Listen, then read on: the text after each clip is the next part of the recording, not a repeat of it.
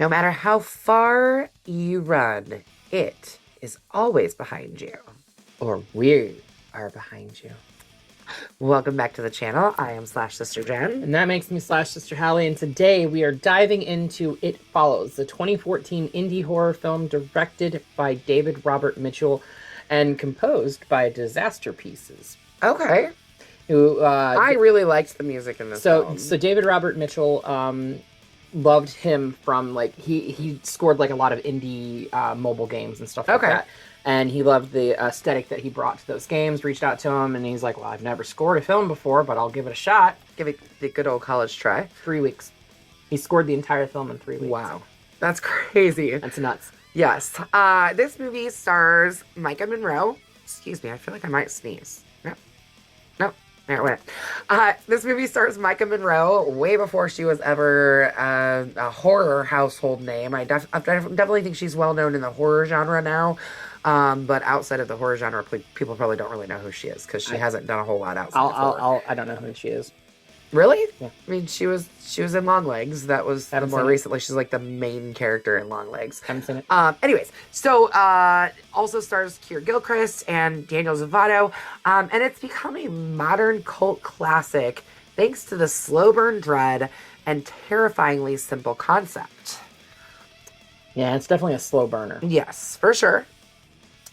An unstoppable curse passes from one victim to the next, walking, not running, not sprinting, not power walking, Yep. relentlessly towards you, no matter where you are. It's a nightmare you literally can't shake. In fact, David Robert Mitchell has even stated that if you get on a plane to try to get away from it, it will also get on a plane. Oh, that's lovely. How does it get on the same plane as you? Guess it depends on how far away you got from it before it can get to you. Interesting. Before we look over our shoulders, make sure you slash that subscribe button, stab the like button, and ring-a-ling the grave bell so you don't get buried alive. You stay up to date on all the nonsense we're doing on this channel. It's okay, we'll wait. Do it. We have time. What are you doing? Do it. Like, subscribe, comment, all the things. Okay. Good? Okay, cool. But just whatever you do whilst doing that, don't let it catch up to you. Because it's time to slash into It Follows. We start our movie out with Annie Marshall, who runs out of her house, seemingly being pursued, but denies that she needs any help to onlookers. She, runs out of the house. She's literally wearing, pajamas. And high heels. And high heels, yeah. Why she thought to throw on heels as she... I mean, you're better off shoeless. At least I would be. Bad ankles. And I'm fat. Heels suck. Anyways, she gets into her car and drives away. That night, they show her that night sitting on the beach, alone, and she calls her dad and tells her dad that she loves him and that she's sorry for being a shit sometimes. In the morning, basically it just cuts to morning, right, on the same beach, and we see her mutilated body on the beach, still there. And then we cut to our main character of the movie, which is college student Jay, who, I guess, really we kind of get introduced more to Jay and her whole group of friends, which is her sister and other, I'm assuming the sister's only a couple years younger than her. I would assume so too. Yeah, I mean, they do show her smoking at some point, but I smoked when I was 13, so that don't mean shit. No, it doesn't. Anyways, so yeah, we kind of get introduced to everybody. It's the three girls, it's the sisters, and then another girlfriend of theirs. Interesting side note. Do you know why? What J is short for? Jamie, I think, right? Do you know why she's named Jamie?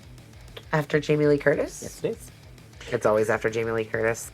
Anyways, so they do show Jay and Hugh, this guy that she's gone on a couple of dates with, I don't think she's really dated him extensively, but she's definitely seen him before this night. Because they discuss that she's going back out with Hugh. And they are at a movie theater. Yes. Hugh points out a girl in a yellow dress, because they had this little Game that they were playing. Yeah, it was like, if you could trade places with somebody, who would you choose? And then the other person had to figure out who they chose. Right. He told her initially that he chose like the little boy. Right. Do you know why he said that? Well, he said because it's pretty carefree and I mean, if you think about it in context of the movie, that little boy would not be having sex, so he couldn't contract this. Oh, spoiler alert! Yeah. I guess. If you're watching this video, you should already know this. Right, but that's why he chose the little boy, because the little boy had his whole life ahead of him still, and he's at the end of his, pretty much. Right. But he sees a girl in a yellow dress and says that she would trade places with her, and she doesn't see him. Yes. Her. She doesn't see. She doesn't see the woman in the yellow dress. So he freaks the fuck out and basically says, all right, we need to go. Where was I at? Yeah. Jay can't see this person. Unnerved, Hugh asks that they leave. Later, Hugh and Jay have sex in the back seat of his car. For the first time. For the first they time. slept together. Yep. After which, he incapacitates her with chloroform. Yeah. At least, she's like laying across the back seat, like playing with some weeds. Talking about wanting to have a boyfriend when she was younger. Yeah. And he just like walks in behind her and snuffs her out. I will say this, because we know that chloroform takes a while to... Yeah, and actually they actually let it go for like 30 seconds. It's not like the standard 5 seconds and they're knocked out. Yeah. I mean... That was still 30 seconds is not long enough, but I mean, for movie purposes, that's a little bit better than like the standard, like, and they're out, you know. Yeah. It always reminds me of I think is it the first Ace Ventura movie when he like runs up behind the football player, like jumps on him and puts the chloroform on his mouth and he immediately passes out. So yeah, that's what I was thinking about. Yep. Ace Ventura. Anyways, she wakes up tied to a wheelchair, where Hugh then explains that he has passed something to her through sex, like a sexually transmitted disease. Which only it's not like your typical STD. Which, by the way, the director has stated that even if you try to cheat it by using condoms or having like gay sex or anything like that, doesn't matter. It doesn't matter. Nope. It'll still follow you. Yeah. So he explains to her that she will now be pursued by an entity that only she can see, which can take the appearance of any person. And it does take the appearance of some people that she knows throughout the film. It moves at a walking pace, but always knows where she will be and will be approaching at all times. If it catches Jay, it will kill her and pursue the previous person to have passed it on, meaning Hugh would then receive it back. And so on and so forth, I guess. We're left with the impression that it would work its way back from down the chain to whoever initially started this, whatever.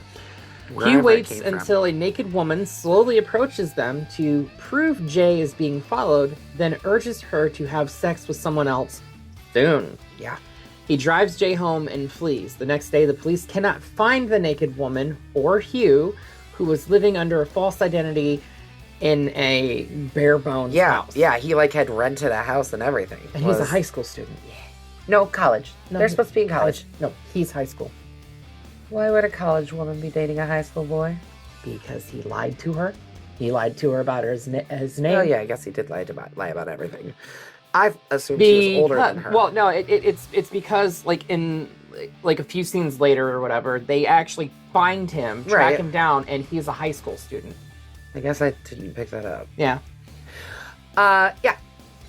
Anyways, he at school the next day, she like basically doesn't believe him. She does file a police report and everything, at school, Jay is sitting in class, and it's very, very reminiscent of Oh yeah, no, Halloween. it's meant to pay homage to Halloween for sure. She looks out of the classroom window and sees an old woman in a hospital gown walking towards her from like across kind of the quad, basically. Going streaking in the quad! But no one else seems to notice her. Jay then jumps up out of her seat and out into the hallway and flees the class. Yeah, like and I think the teacher's even like, "Excuse me, where are you going?" Right. You know, like what the her sister Kelly and longtime friends Paul and Yara spend the night that night at Jay's house because she does go home and she's like, "Look, I'm seeing stuff. This is happening. It's real."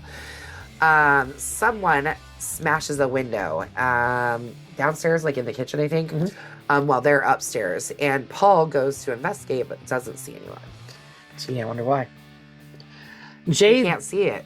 Jay then sees a disheveled, urinating, half-naked woman walking toward her and runs upstairs to the others who cannot see the entity. When a tall man enters the bedroom... Very tall. Very, very tall. Yeah, I think it was like 7'2". Was it a real person? Yeah. Oh, wow. It was a real person. I just assumed that it was CGI or something. No, it was a very real person. Wow. Huh. In fact, I think with the exception of like the entity being invisible and like Jay's hair and stuff like that, and the like blanket going over, seeing what the friends can see. Right. With the exception of all that, I think everything in this is pretty practical. Yeah, makes sense. I mean, think about it. It's a very indie film. Yeah. There's not a lot of blood and gore in it at all. No. But yes, when a tall man enters the bedroom, Jay flees the house by bike with the help of her neighbor Greg. She's like, "Fuck this, I'm out of here." With the help of her neighbor Greg, the group discovers Hugh's real name, Jeff Redman, and find his home. Yes. So they, like we said earlier, they do find Jeff. They go to his house, and apparently he's a high school student. I guess I didn't catch that. Maybe I wasn't paying enough attention. And I've seen this movie probably 10 times now. So he, get a load of this one. Fucking stoner over here. Can't remember shit. I've seen it one time. Yeah. Anyways, so he explains that the entity began pursuing him after a one-night stand. And reiterates that the only option is to sleep with someone else. And just basically telling Jay, you have to do the same thing. He recommends that Jay drive to a distant location to buy herself some time to think. Yeah. Greg drives Jay, Kelly, Yara, and Paul to his family's lake house. The next day on the lakefront, the entity arrives in the form of Yara, who...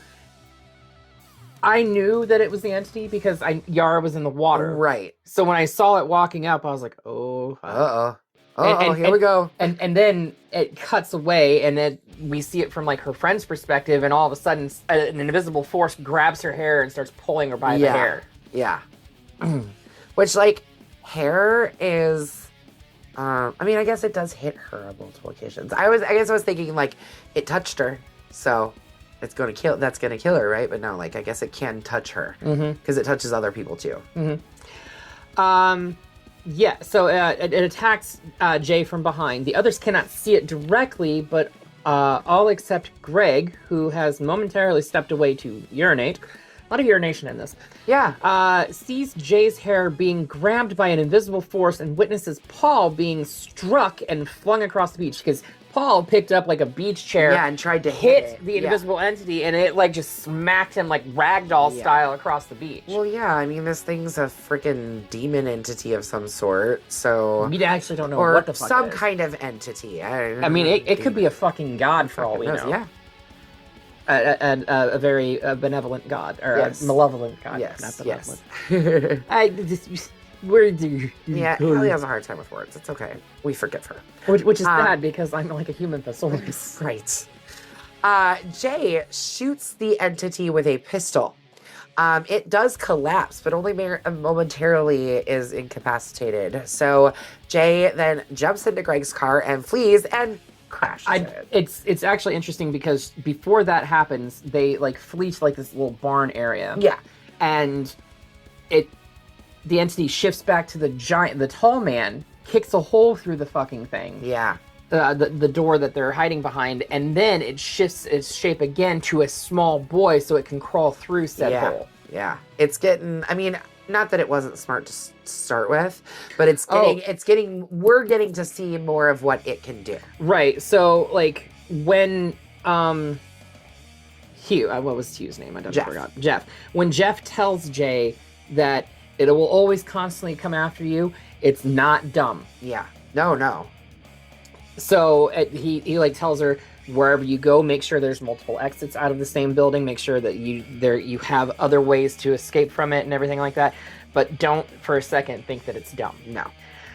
So, yeah, what happens later is like, and not only is it not dumb, but it's like you can't kill it. Clearly, I mean, she just shoots it and it just jumps right back up like nothing happened. Anyways, Jay flees in Greg's car and crashes it, then wakes up the next morning, or later, I don't know, next day, who knows, sometime, with a broken arm. To buy herself time, something else that drives me crazy about this broken arm thing, there's a lot of swimming in this movie. They have a pool at their house, there's a pool scene later in the movie, they're at the beach. Like, she breaks her arm and proceeds to get into water like almost immediately. That fucking cast by the end of the movie is like, it's like fabric basically. One would think. Anyways, she wakes up with a broken arm. To buy herself time, Jay ends up having sex with Greg in the hospital. Greg then denies that this entity exists because he swears up and down he can't see it. Yeah. Yes. Despite the insistence of Jay's friends. They're like, no, it's real. Like, it's definitely real. Later, Jay sees the entity in the form of Greg walking towards Greg's house and smashes a window and enters. Jay runs into the house and finds the entity in the form of Greg's half-naked... Why is the thing always half-naked? I don't know. They are, like... There's a lot of, like, weird nudity in this movie. And it's usually from the entity because every sex scene, the people that are having it are partially or fully clothed. Almost. Yeah, for the most part. So yeah, but the entity as his mom then kills him. Right, and because she's like banging on his door, and he flings the door open. And he's like, "What the fuck do you want, Mom?" Yep. Jay then gets in the car and flees and spends the night outside on a beach. She then sees 3 young men in a boat, and she takes her clothes off, or she strips down to her underwear bra, yeah, and walks into the water. Back at home, Paul, again, with that fucking cast. I don't know what, like, if she had a broken arm, it must not have hurt that bad because she wasn't that concerned about it. Well, so here's the thing, right? We see her walk into the water. Yeah. We don't see her get on the boat. No. We don't see her swim towards the boat. No. So she may have gotten in the water with the intention of swimming out to... there was a boat in the water that had 3 young gentlemen on it that we're assuming, had the intention of swimming out there to pass it on to them. But she may have changed her mind before she even got deep enough in the water to swim out there. Yeah. Because the director all but confirmed that she did not have sex with them because she has sex with... Well, yeah, she then goes back home, and Paul, who has had a crush on her since they were little kids, is willing to take the risk and begs, basically, Jay to pass it on to him, but she refuses. At first, because in the words of the director, they come up with a Scooby-Doo style scheme. Yeah, this is not brilliant. No, he says this is very much an idea come up by teenagers. Yeah, he said this is very much teenagers trying to think of any ways necessary that they have at their disposal to stop something that's an unstoppable force. Right, which makes sense. So the group plans a last-ditch effort to try to kill said entity by luring it to a swimming pool. Yeah. Okay.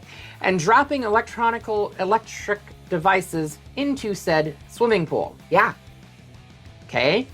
even if they were able to get all of those devices into the pool, it would not have been enough electrical charge to kill anything in it. Let alone a fucking entity that we don't even know where it comes from and a bullet won't kill. Jay waits in the pool until the entity arrives, appearing as her father. Yes. Instead of entering the pool, it starts throwing the devices at her. Yeah. Yeah. Because, duh. It's not stupid. We didn't plan that, I promise. Firing at an invisible target, Paul accidentally shoots Yara. In the leg. In the leg. Yes. She lives. Yes. I think it's important to state that. Yes, she does. But shoots the entity twice before it falls into the pool, and the blood spreading out of the pool. Very, very cool. I think that was a digital effect too. Who cares? Still looks cool. Listen to me say who cares about blood effects being digital. How dare I? And that's give me your gore horror card. It is revoked. I have to pull off the horror queen patch. Anyways, as it pulls Jay underwater, because at this point she's still in the pool. Actually, it's not even really pulling her. It's just holding her. Yeah, yeah. She's trying to swim away, and it's just got her by the ankle. Jay escapes it, and it sinks to the bottom. When Paul asks if it's dead, Jay approaches the pool and watches as it fills with blood. Which, I guess in her head, she assumes that means that it's dead. I don't know. When they were shooting it, though, like there's a scene where it's like walking towards Jay before it falls into the water or whatever.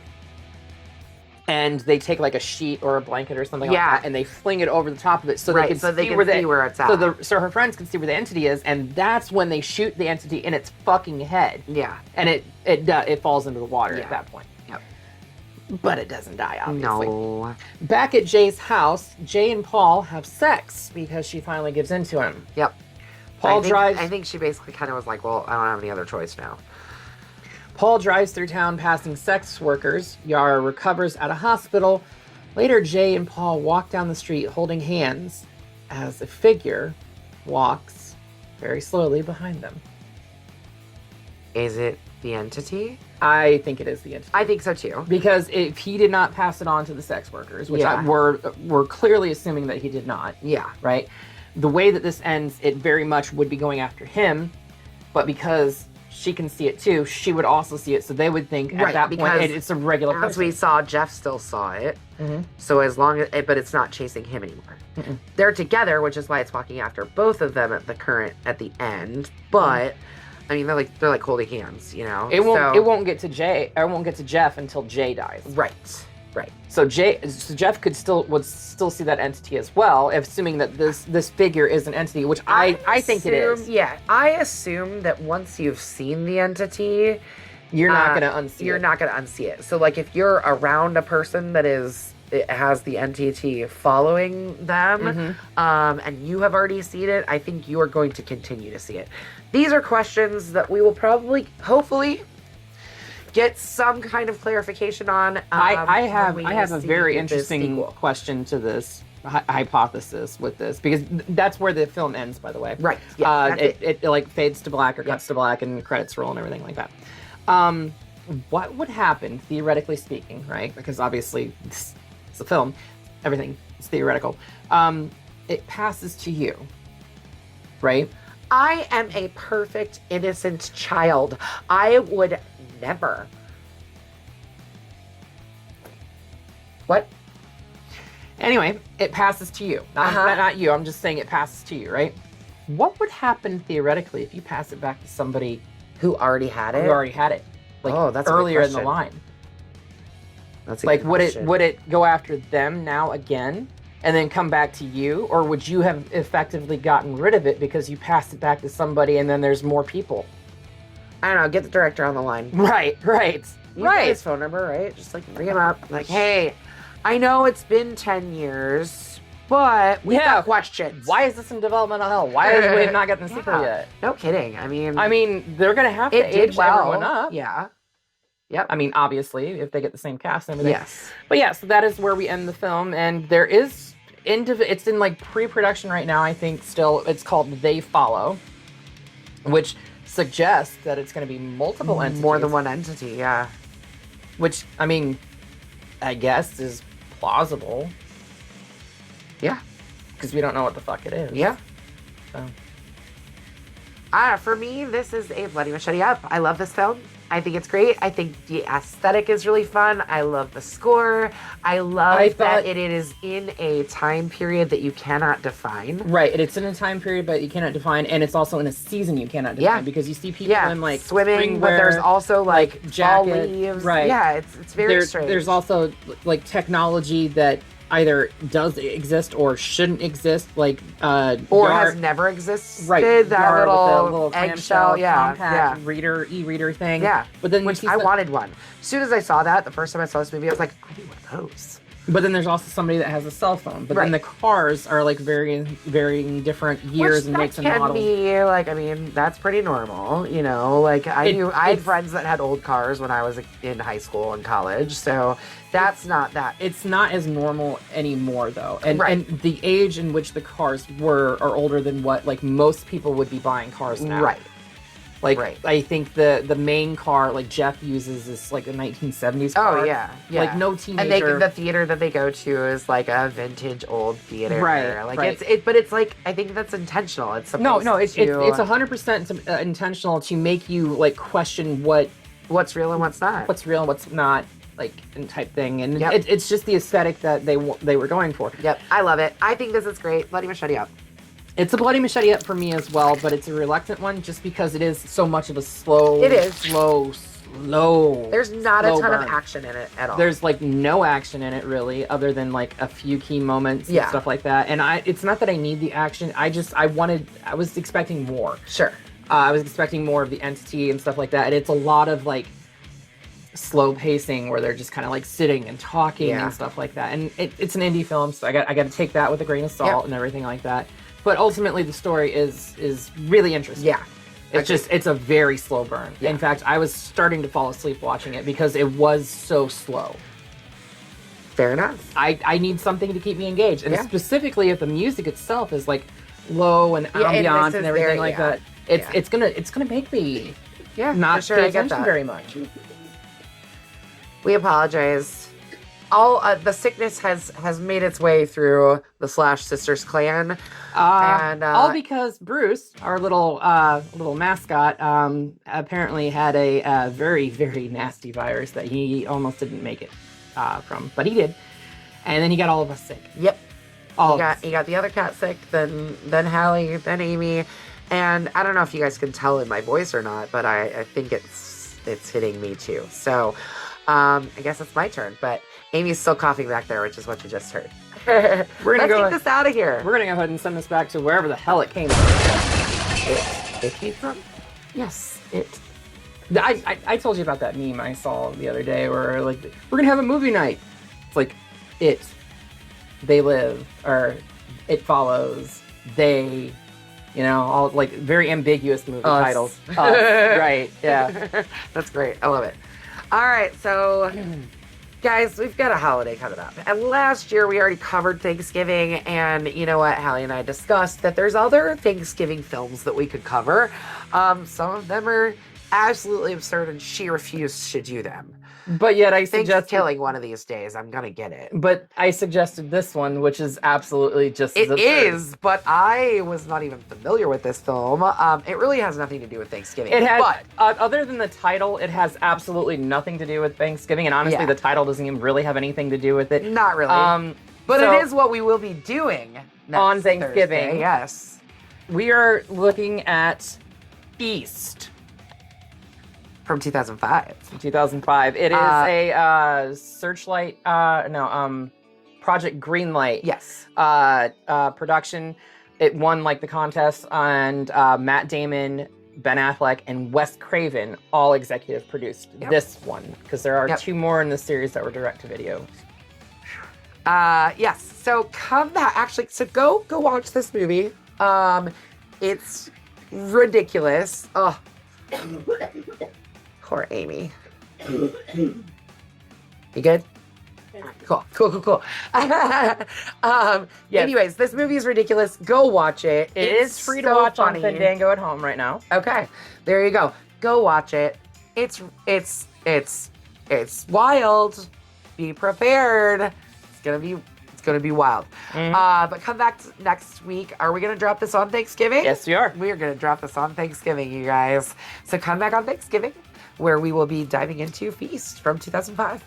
Until then, make sure you slash that subscribe button, Stab the like button, and ring-a-ling that crave bell so you don't get lost in the mix and can stay up to date on everything that we do here on this channel. And until next time, we will see you all in the afterlife.